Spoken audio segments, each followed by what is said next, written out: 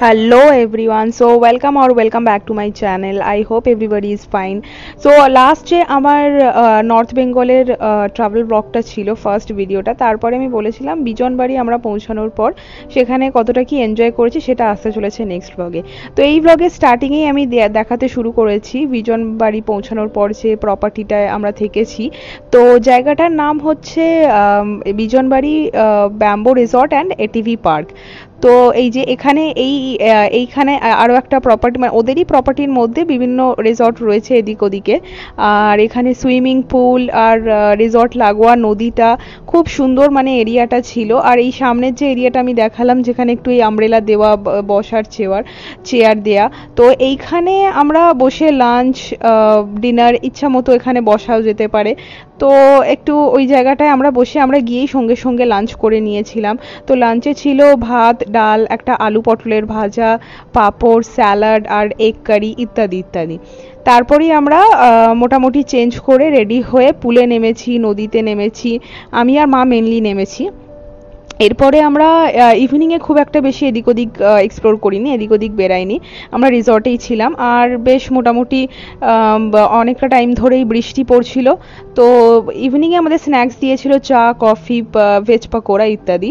তারপরে রাতে মোটামুটি যে যেমন মানে করে ওদেরকে বলে যে আমরা এইগুলো খেতে চাই, তো সেই রকমভাবেই ওরা ডিনারটা সার্ভ করে। আর রাতে আমাদের fried rice, chilli chicken, chicken curry ইত্যাদি আমাদের দিয়েছিল।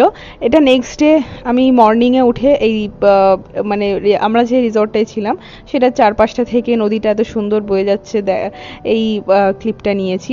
তারপরে এই রিসর্টে খুব সুন্দর সুন্দর মানে এই এত ধরনের গাছ, ফুল, পাতায় এত সুন্দর সুন্দর ফুলের যে গাছগুলো বসানো, এত সুন্দর পরিচর্যা করে রেখেছে।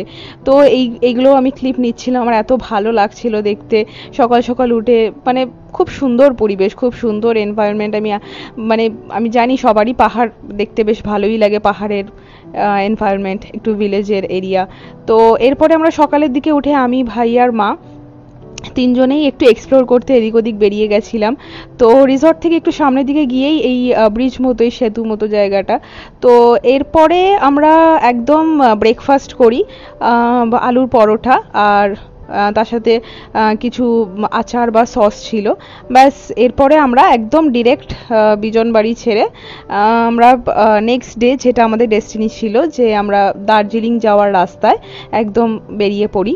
তো এই দেখতেই পাচ্ছ প্রচণ্ড বৃষ্টি হচ্ছিল। এই প্রচণ্ড বৃষ্টির মধ্যে আমরা বেশ কোথাও কোথাও একটুখানি দাঁড়িয়ে একটু ক্লিপ নিয়েছি, একটু দেখেছি। খুব সুন্দর ওয়েদার আর এত ভালো লাগছিল বৃষ্টিতে পাহাড়। তারপরেই আমরা এসে গেছি ঘুম মনেস্ট্রিতে। তো দার্জিলিংয়ে এটা আমার মেনলি 4th টাইম ভিজিট ছিল, বাট ফ্যামিলির সাথে ফার্স্ট টাইম ছিল। আমার ভাইয়েরও অনেকটা টাইম যাওয়া, তো মা বাবার ফার্স্ট টাইম। তো তারপরেই আমরা এখানে দার্জিলিংয়ের টয় ট্রেন এনজয় করতে করতে নেক্সট যে আমাদের ডেস্টিনি, নেক্সট যে হোটেলটা রয়েছে বা রিসর্ট, সেখানে আমরা পৌঁছে গেছিলাম।